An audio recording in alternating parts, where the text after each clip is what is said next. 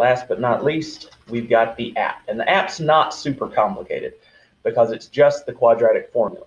You guys have known about that since Algebra 1. We're only asking for 3 values, and then we're spitting out 2, okay? Now, they've got some pseudocode here to help you if you get lost, but we can plug around, and we might break it apart into half steps so we don't have to keep you recalculating everything. So first things first, I need some questions because I've got to get A, B, and C.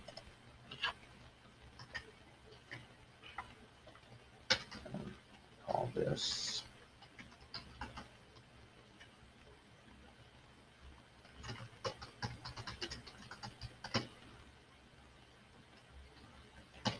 quadratic formula.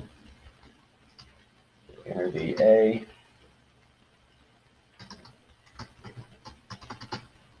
and you know what, we'll even give them a format. Ax squared plus bx plus c equals 0. So that way they know a little bit more just in case. And this will be the b coefficient, and this is the c coefficient. Now, I think we've used all those values before, so we don't really need to declare them.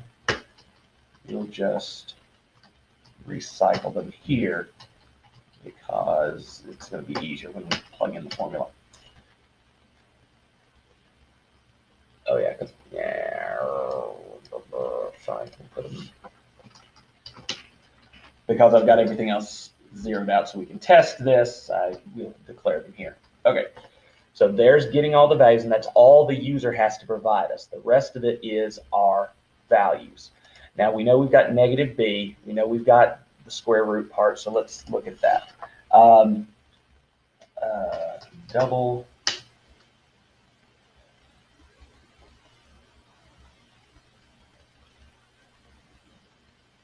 b.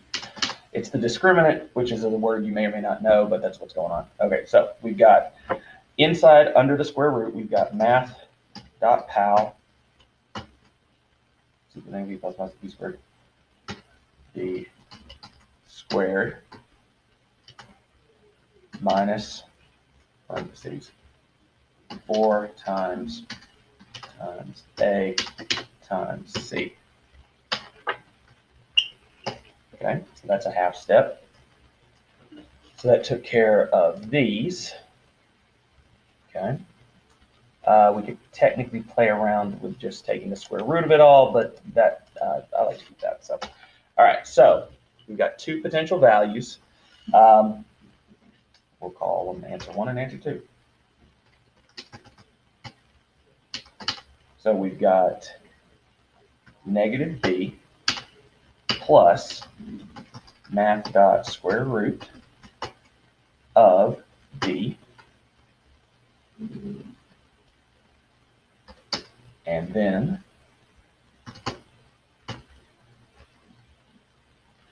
divide equal 2 times a, because remember we've got the bottom part of that as well.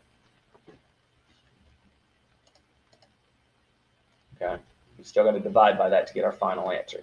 So there's one version right there. Now I do the same thing, only this time I change it to minus, and I change my variables to answer 2. That to a minus, and there's my other solution.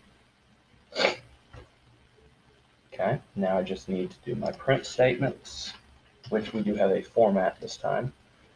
The value of function a, we did that. Okay, the roots of the polynomial are. Very math verbiage. The roots of the polynomial are. Then we add answer 1, add a comma, 2 spaces, and answer 2. Okay, now they gave us numbers to test this with. There we go.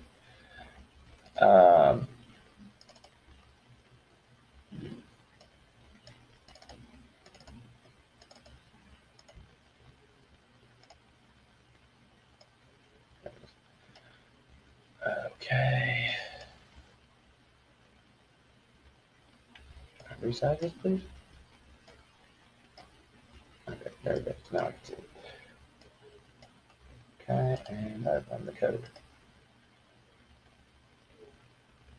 Okay, so 1.5, negative 2.64, and negative 9.1. Okay, 3.495, we did good there, and negative 1.735. There you go. So